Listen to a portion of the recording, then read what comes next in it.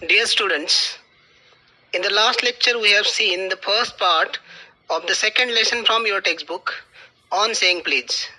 So this particular lesson is written by A.G. Gardiner, very famous personality, and this lesson talks about the social etiquettes or the importance of saying please, thank you. Such words, describe your social identity.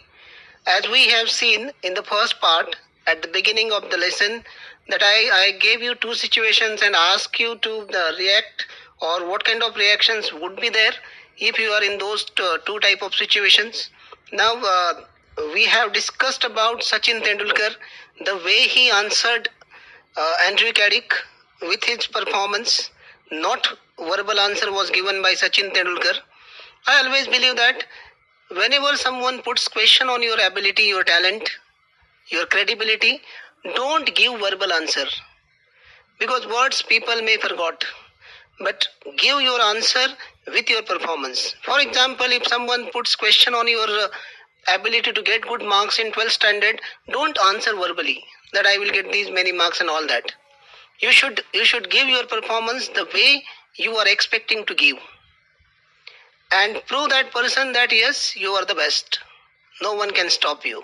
But verbal battles are always useless as far as I concern. And if you see one of the biggest of personalities like Sachin Tendulkar, Amitabh Bachchan, Lata Mangeshkar, even Kishore Kumar, they never said they are the best. People said that they are the best. Let the people talk about you. Don't talk about yourself. Let the people say that you are the best. So, this can happen when you are very humble. So all these things we discussed, then we came to the actual lesson, which starts with the liftman and the passenger and their argument, a small argument between them.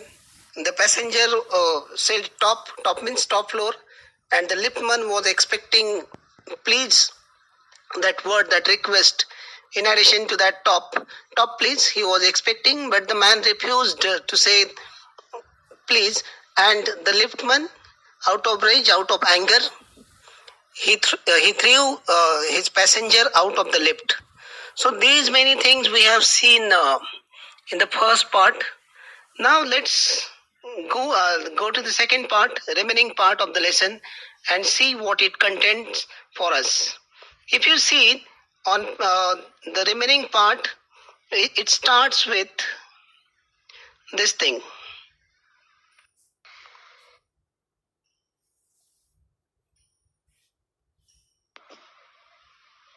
We have seen that no law can compel us to say please or thank you. Means there is no law which can compel us to use polite language.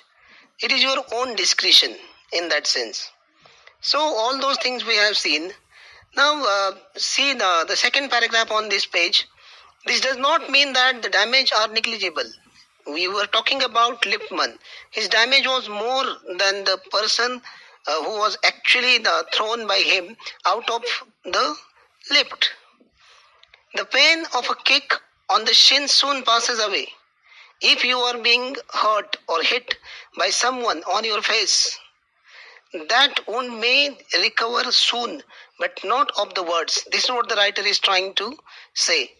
I can imagine that liftman denied the relief of throwing the author of his wound out of the lift, brooding over the insult by the hour, and visiting his wife in the evening as the only way of restoring his equilibrium. So, if the liftman was not happy with the behavior of that person, soon after some time he will meet his wife and he will get insulted from her, and then the balance, equilibrium will be there. For there are few things more catching than bad temper and bad manners. Now here is one example. When Sir Anthony Absolute bullied Captain Absolute, the latter went out and bullied his man, Fag. Whereupon Fag went out downstairs and kicked the page boy. Probably the man who said top to the liftman was really only getting back on his employer, who had not said good morning to him because he himself had been henpecked at breakfast by his wife, to whom The cook had been insolent because the housemaid had answered her back. So there is interesting chain of insults, you can say.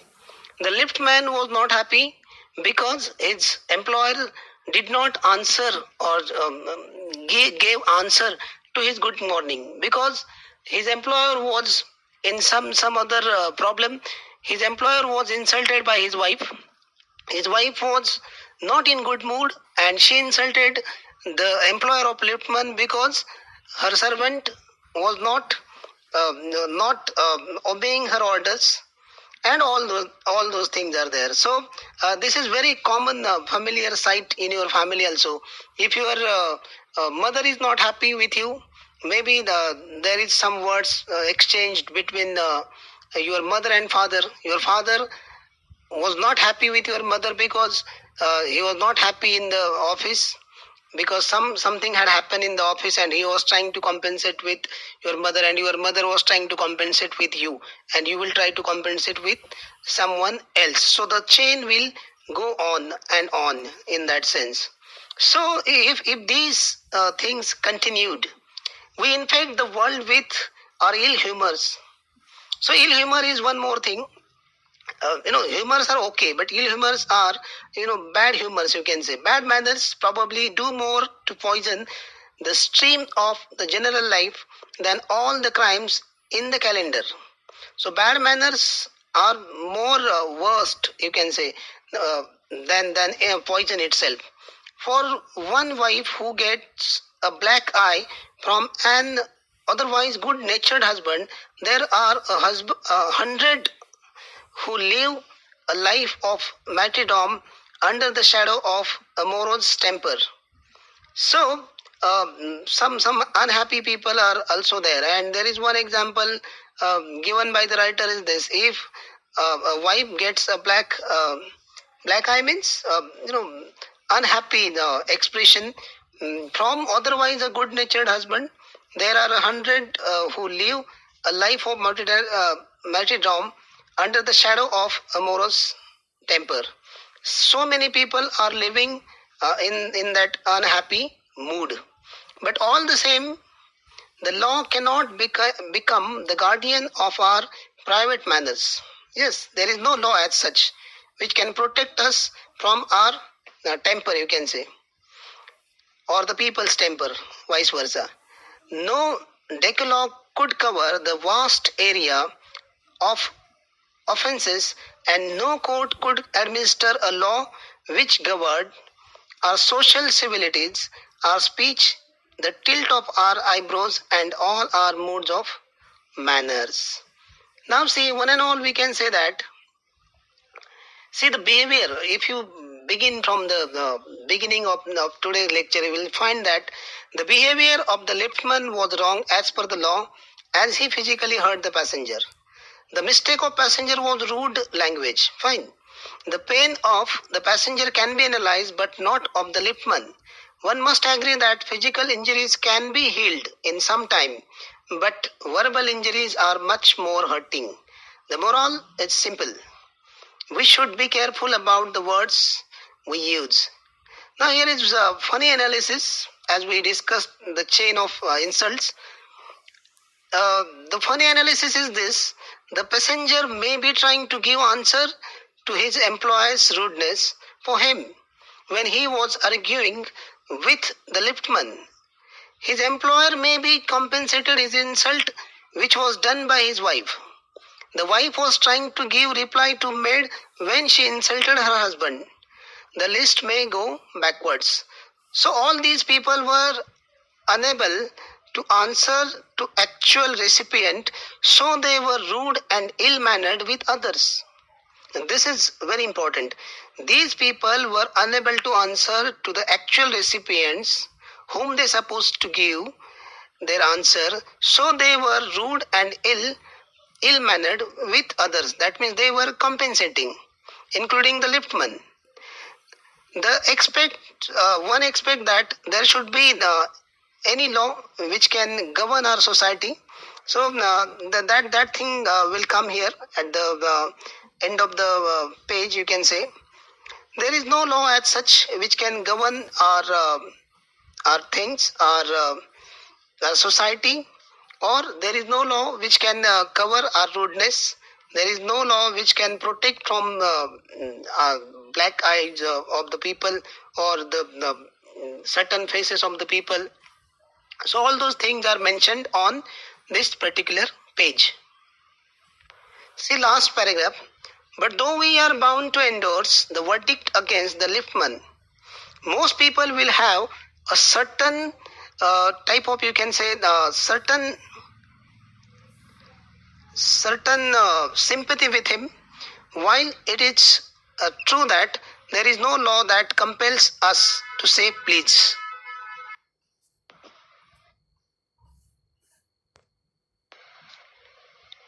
It is true that there is no law that compels us to say please.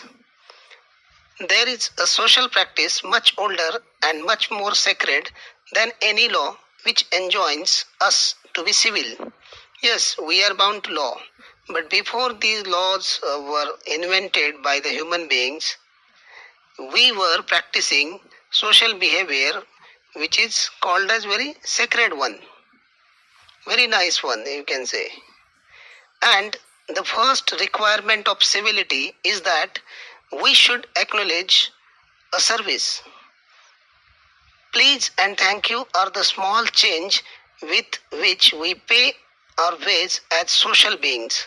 Yes, these two words or such words can help us out to be considered as very social person. These words actually help us to sort out the most of the things. They are the little courtesies by which we keep the machine of life oiled and running sweetly. Yes, if we want to run our life smoothly, these words are very important. These means the words like please, thank you, excuse me, such manners words, you can say.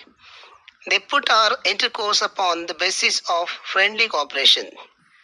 So the such words will help us to communicate very nicely, very friendly with other people with whom we discuss. Not only that, an easy give and take instead of on the basis of superiors dictating to inferiors. Generally, we found that superiors are always in dictation mood. They always try to dictate the things to the inferiors, their subordinates. But instead of that, if they should use such polite words like please and thank you, the things will be much better. The work will be done with happily rather than the unhappiness. See this. It is a very vulgar mind that would wish to command where he can have the service for asking, and have it with willingness and good feeling instead of resentment. If these superiors will learn to use these polite words like please, the things will be very pleasing, and the employees will work for them with willingness rather than the resentment. This is what the writer is trying to say. This is what the importance of being social, being polite. Now see the next paragraph. I should like to feature in this connection, my friend, the polite conductor. Now the first story was of a liftman. Now here it's the story of a conductor, but unlike first person, second one is different. He is very polite. By this discriminating title, yes, polite and conductor, these are the two words which cannot considered as matching words, you can say, because conductors are not normally polite. So discriminating title. I do not intend to suggest a rebuke to conductors generally. On the contrary, I am disposed to think that there are few classes of men who come through the ordeal of a very trying calling better than bus conductors do. So whenever we deal with conductors, that is nothing less than an ordeal, difficult task, you can say. Conductors are always difficult to deal with. This is what the opinion of the writer. You may agree or you may not. Here, the passengers, as his, the passengers, they always considered as their enemies. See what is the writer is trying to say. Here and there you will meet an unpleasant specimen who regards the passengers as his natural enemies, as creatures whose chief purpose on the bus is to cheat him, and who can only be kept reasonably honest by a loud voice and an aggressive manner. So this is what the conductors always feel, that if they will shout, if they will make their voice loud, then only they will be able to control their passengers. As for them, passengers are the people who are there in the bus to cheat them, to conductors. I fancy. Now see, this type is rarer than it used to be. I fancy the public owes much to the Underground Railway Company, which also runs the buses, for insisting on a certain standard of civility in its servants and taking care that standard is observed. So writer always preferred Underground Railway Company instead of buses, because as per the writer, those people were with some civility and nice manners, you can say. In doing this, it not only makes things pleasant for the traveling public, but performs an important social service. So, as per the writer, Underground Railway Company, the workers of that company, they are always social in their behavior. So, it always marked as a pleasant traveling with Underground Railway Company. Now see next one. It is not, therefore, with any feeling of unfriendliness to conductors as a class that I pay a tribute to a particular member of that class. So writer is not talking for all the conductors in general. He is talking about a particular member of the conductor class. He was polite, as we discussed. Now see the example of his politeness. I first became conscious of his existence one day when I jumped onto a bus and found that I had left home without any money in my pocket. Now here is funny situation. Funny for us, not for the writer. The writer caught the bus as usual one day, but this time he was without money in his pocket. Now you can imagine what kind of situation is that. Everyone has had the experience and knows the feeling. Yes, here and there we have such kind of experiences when we rather forgot to take money or pocket or wallet in that sense. So you are annoyed in such situations. Uh, we are always annoyed. You are annoyed because you look like a fool at the best and like a knave at the worst. So at the same time, two kind of feelings are there. You are unhappy, annoyed because you look like a fool. You are traveling without money, and others are looking at you as a cheater. That is more hurting, you can say. So writer was in such situation. You would not be all surprised if the conductor eyed you coldly, as much as to say, "Yes, I know that stale old trick. Now then, off you get." So, writer was expecting insult from the conductor.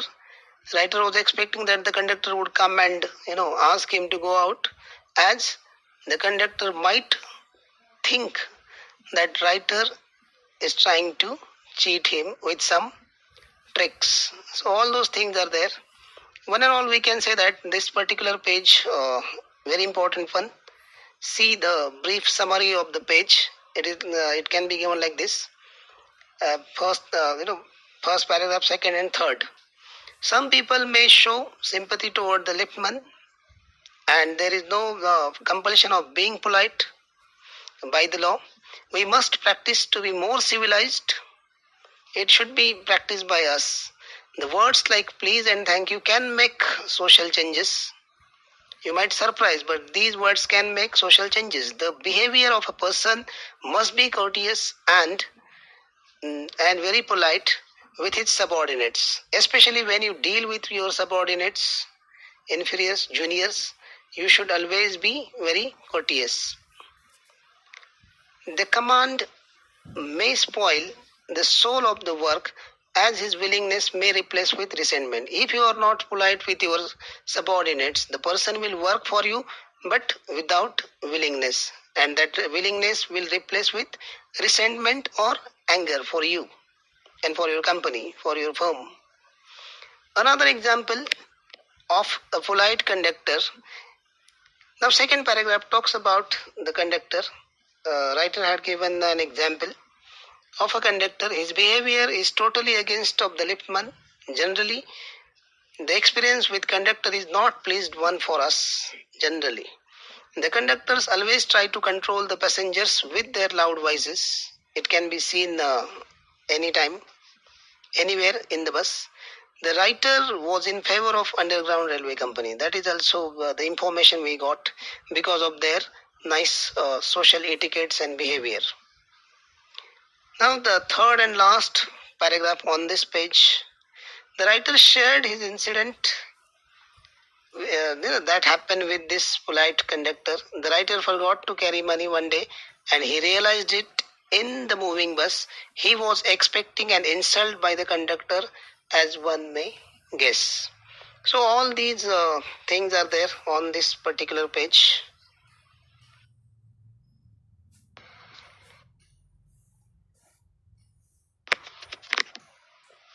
And even if the conductor is good fellow and lets you down easily, you are faced with the necessity of going back and the inconvenience perhaps of missing your train or your engagement.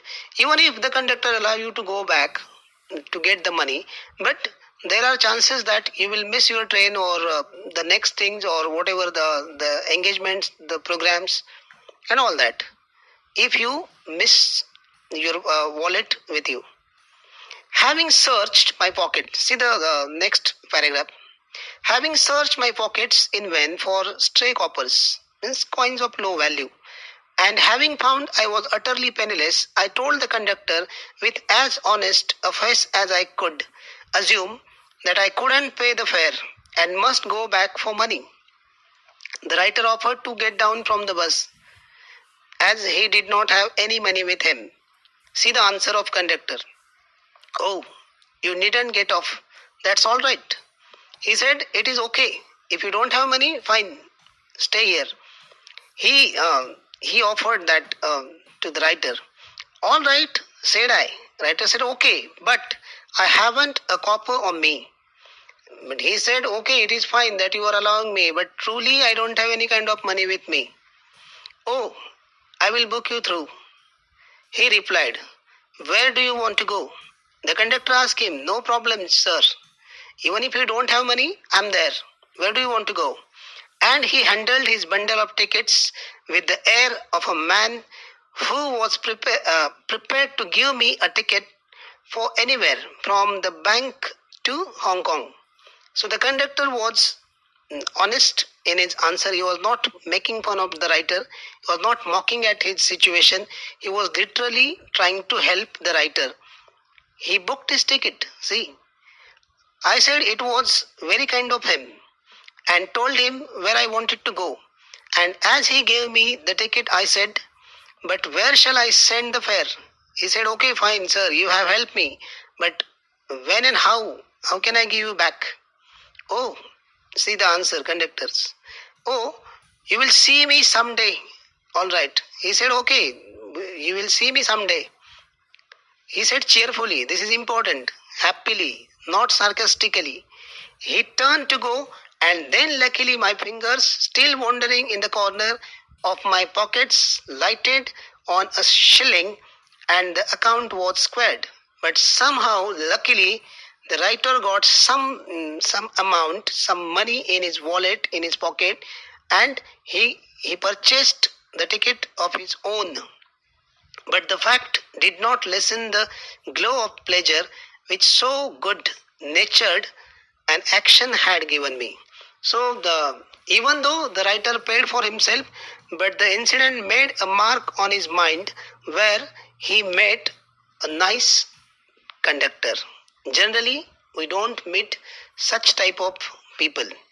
Now, one and all, up to here we can say that on this page particularly, the writer searched his pockets in vain. No coins were found.